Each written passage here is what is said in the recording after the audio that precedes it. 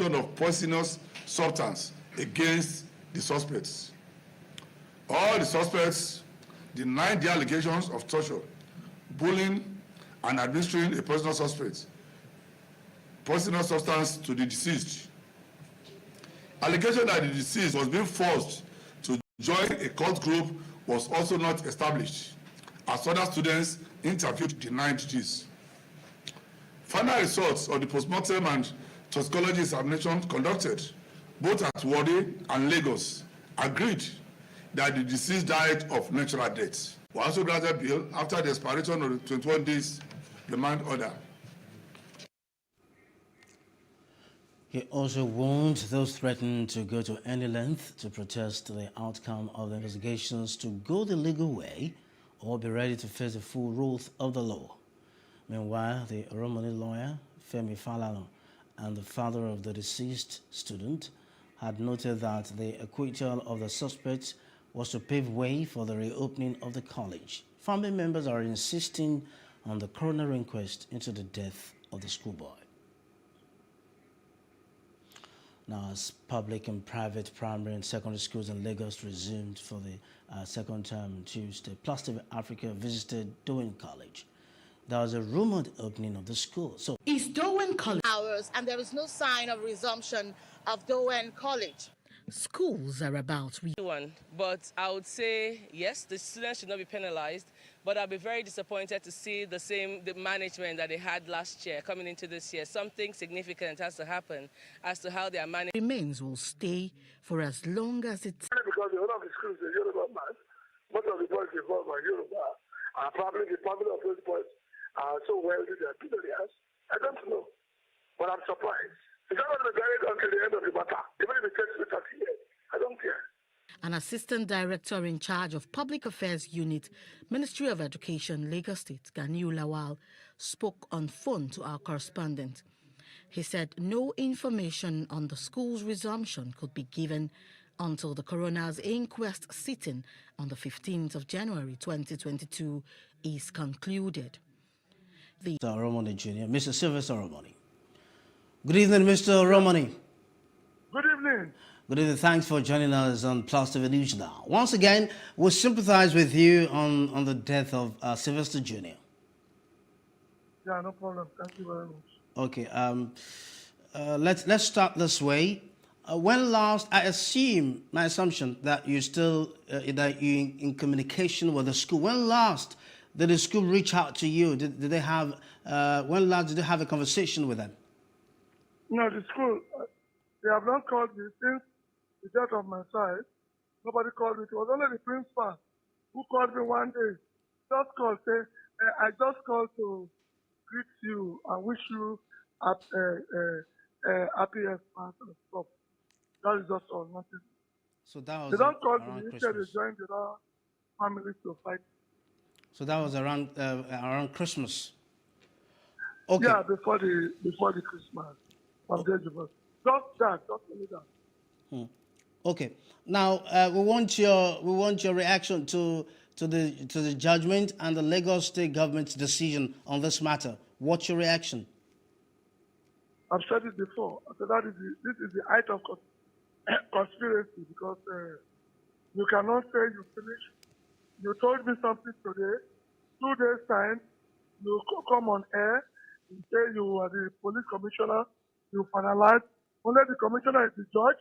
That's why you see every tribe are there coming to do business there because they respect the government of Lagos. If they open the school, I'll be so disappointed. Because my boy was placed under the care of the school. I was scared. You to show their solidarity. How is that going to come back? Okay. Now, I rely on you. The others, the height of conspiracy.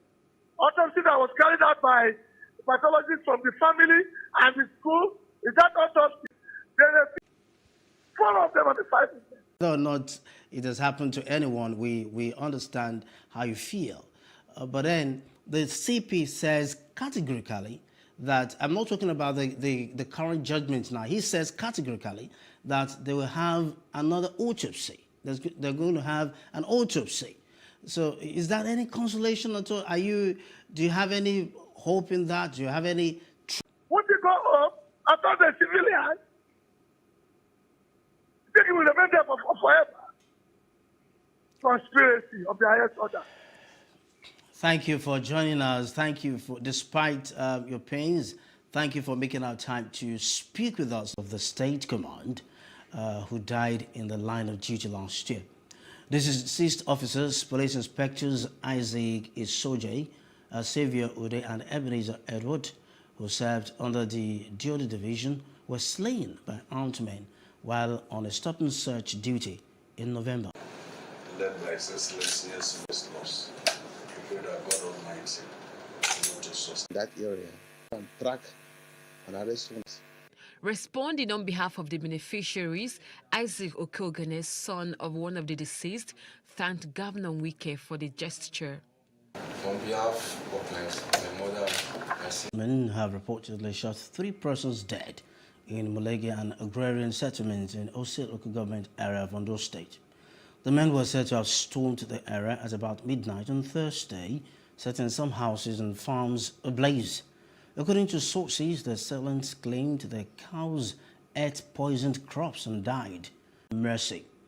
He believes the president can stop the case, for instance, through a nolle prosequi, the process of terminating a case before judgment. President Buhari had said he would let Kano's treasonable felony trial run its course. But Obi also said the president has the power to end the case if he wants to. Now, the Oodua People's Congress, OPC, has urged President Muhammadu Buhari to return Nigeria to regionalism before the 2023 elections. The group made the call in a communique on Friday after a meeting in Lagos. General Secretary Babajide Tanimowo lamented the state of the nation, Norway, and how the fight against corruption had been revamped. Buhari said the problem of corruption is a continuous one for a developing country like Nigeria. In the last 2 days, Buhari opened leadership stated by Debo Adeniro. While speaking on Plus Politics earlier today, he added that a new strategy that involves educating those at the grassroots level will help in solving the menace.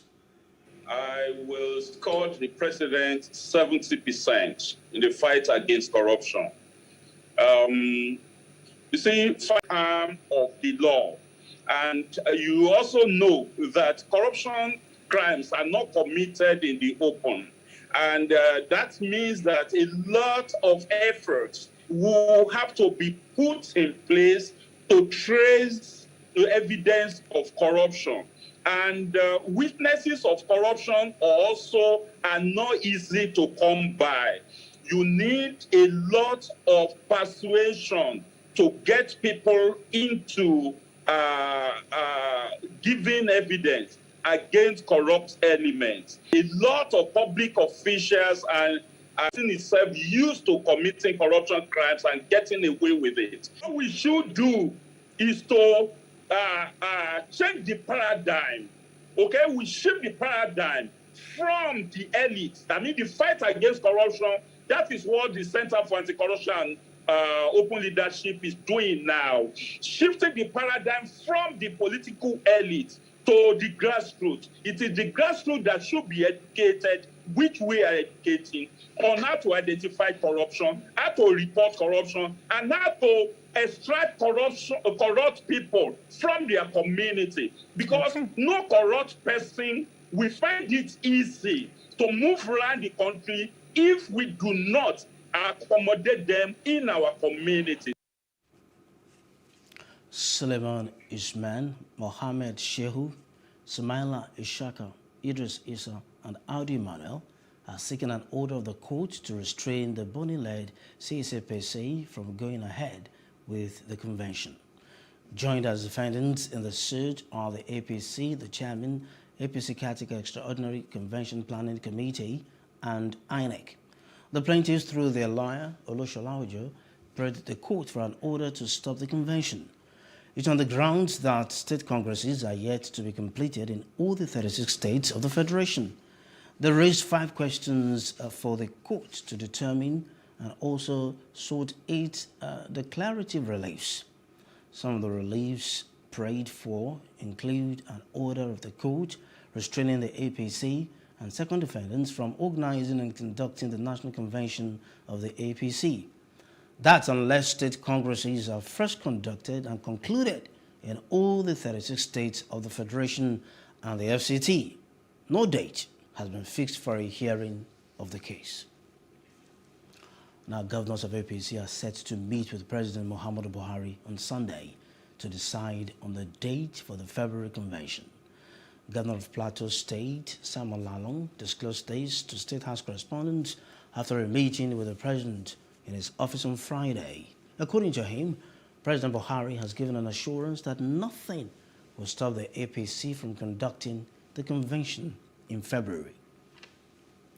INEC has said that nothing has changed about the February 18, 2023 presidential election date. This is according to Festus Okoye, INEC National Commissioner and Chairman Information and Voter Education Committee. According to him, 2022 will be a busy and challenging year for the Commission. However, the Commission is at liberty and has the discretion under Section 132, subsection 1 of the Constitution to fix the exact date for a presidential election, which it has done, and nothing has changed. Now, Benue State government has warned against politicizing the traditional institutions in the state. This came after a certain group faulted the emergence of Pastor John Eligo as the Och Idoma and 5th paramount ruler of Idoma Nation. The Supervising Commissioner for Information, Culture and Tourism, Mr. Dennis Ogbu Ekwe, reaffirmed the credibility and fairness of the selection of the traditional ruler, stating that it went through due process and in accordance with the state chieftaincy law. The provisions of the Benue State Chieftaincy Law 2016 were duly invoked for the selection and election of a new paramount ruler of the Idoma Kingdom. The process culminated in the selection of a new Ochidoma on Thursday, December 30th, 2021 at Otukpo. It is rather unfortunate that a seemingly respectable organization like Ocheto Akidoma would come out with a statement disparaging a process adjudged to be fair and transparent, yet failed to point out specific instances of misnomer. Traditional institution in Zone C. And so we are urging all good men of character to come together, to put hands together with the Ochidoma elect, so that at the end of the day, we will uplift the Idoma Area Traditional Council and Benue State in general. Back in Lagos State, the government has assured that it will leave no stone unturned to ensure that full implementation of the 2022 budget. Commissioner for Economic Planning and Budget, Sam Egube, said that this while giving a detailed analysis of the 2022 budget. It was during a press briefing on Friday at the Bogado Cultural Press Center, Ikeja, in Lagos. PlusTvAfrica's Lagos State correspondent, Love Ikukwe, has more. The approved budget size is 1.758 trillion naira. Capital expenditure stands at 1.166 trillion naira, representing 66% of the budget estimates. Recurrent expenditure is 591 billion naira, representing 34% to maintain the 66.34% budget tradition of Lagos State. Christianed Budget of Consolidation, Commissioner for Economic Planning and Budget, Sam Egube, described it as a major landmark in the history. Revenue is estimated at 1.237 trillion, while deficit funding requirement is 521 billion. Egube further gave analysis of the year 2022 budget estimates. The total budget size of 1.75 trillion will be funded from a total revenue estimate of 1.2 trillion, which is broken down to as follows. Total internally generated revenue of 980 billion, capital receipts 142 billion, and federal transfers 256 billion. 73.5%, representing 599 billion of the projected total internally generated revenue, is expected to be contributed by LRS, which is the Lagos State Internal Revenue Service. The commissioner also gave a sectoral analysis of the 2022 budget. For the general public service, the recurrent expenditure will be 181 billion, while the capital expenditure is 103 billion, totaling 284.7 billion, representing 16% of budget size. To public order and safety, we have 32.38 billion recurrent and 38.62 billion capital. Earlier, the Commissioner for Economic Planning and Budget, Sam Egube, appealed to citizens to participate in governance and fulfill their civic responsibilities by paying their taxes as and when due in order to ensure optimal performance of the budget. From Lagos, Love Ikuku Oyedoku for Plus TV Africa. Now, the 6th Division Nigerian Army Headquarters in Port Harcourt has assured of its commitment to the welfare of its officers, spouses, and families of fallen heroes. The Army announced this during the graduation and inauguration for students of Nigerian Army Officers' Wife Association, now a 6th Division chapter on entrepreneurship and skill acquisition course. Here's the report. Chairperson of Nigerian Army Officers' Wife Association 6th Division Chapter, Hasfat Mohammed, said the Skill Acquisition Center is to empower the wives of officers, widows, amongst others, to be self-reliant. She said the empowerment is in line with the vision of NAOA National President to develop and enhance the skills of the youth and women in the barracks, especially widows of the fallen heroes. This is in line with the vision of the NAOA National President to develop and harness the skills of the youth and women in the barracks, with special emphasis of widows of our fallen heroes, to enable them become self-reliant, having leverage in the larger community in Nigeria and beyond. The center comprises of departments for shoe and bag making, computer studies, hairdressing, tailoring, catering, knitting, amongst others. The General Officer commanding 6th Division Nigerian Army Headquarters, Port Harcourt, Major General Sani Gambo Mohammed, commended the Chief of Army Staff, National President of NAOA, and the Divisional Chapter for the initiative, noting that the Army Chief has assured his commitment to support the entrepreneurship. He advised the beneficiaries to use the opportunities judiciously while urging the new intakes to be focused. The graduating members that are here, clearly in the past 2 to 3 months that you have been here, efforts was made to imbibe some of these skills to you, and I am sure by the time you leave here, those skills that you have been able to receive is going to go a long way in assisting you. Some of the beneficiaries thanked the initiators for the gesture. Because they tried a lot, they empower us, and we pray, may God give us the strength so that we will go back home and practice what we learned. Appreciate the name of the Lord for giving us this opportunity to see today. And secondly, our appreciation goes to our sponsor, the GOC's wife, and all who are behind all this, our success today. I am so happy to get this handwork by myself for this barrack. This is my first experience to do this work. I am so happy. I will no regret. I am so thankful for the GOC. Very, very happy. The General Officer commanding further commended the commanders for the support given the trainees and assured the continued support of the division on skills acquisition within its formation. Residents of communities in Oshomole South local government area of Delta State have appealed to Governor Ifeanyi Okowa to come to their aid. They want him to complete the only road project that is linking their communities. There's no road to bring them here. So we urge the government, state government, and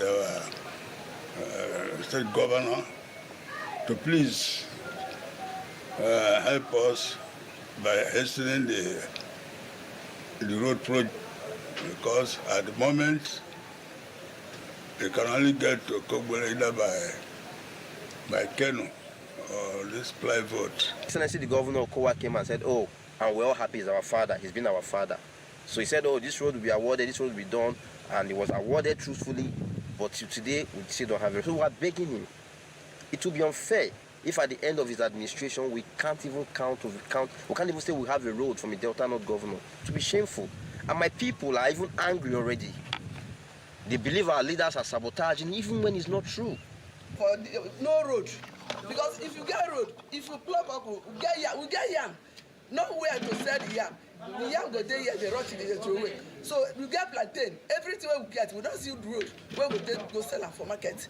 So please, this thing, with the big government, make them help us for this thing. This community, they are predominantly farmers who needs road, access road to their farms, to the city, to ensure that they sell their food products that they produce from their farming, and also they are also fishermen. What measures has the Delta State government put in place to ensure that these people don't suffer from this climate change that has adverse impact on them? Nothing. And this is an embarrassment to this Delta State government and the federal government, because this is a community that houses the power line grid that supplies electricity to the southeast Nigeria. The second Nigeria Bridge road construction project that Julius Berger has been constructing, they are almost rounding up, also cut across this community. Still ahead, UN may halt aid operations in Tigray over shortages. Details when we return. Let's stay.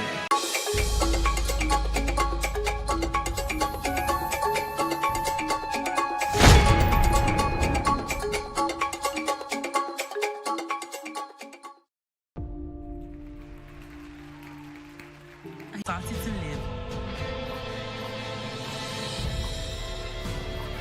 And when they thought I would fail, I stepped into my power. Because my time is now. Amstel Malta, be your best. I can see all of my dreams so perfectly. Oh, yeah, line up. Single file. Love's not a dream at all. Somebody. Grandpa, what was Grandma like? She always found ways to bring us all together. It took me a while to discover how she does it. Devon Kings, taste that brings us all together. Whether you like it or not, the dryness and dust is coming. And this time, it might not give up that easily. But do the people have the power to shake it off? Well, of course they do, and you do too. Kick dry skin to the curb and get smooth, intensely nourished skin with Nivea's deep moisture lotions and lip balms. Follow the story online, #DoneWithDryness.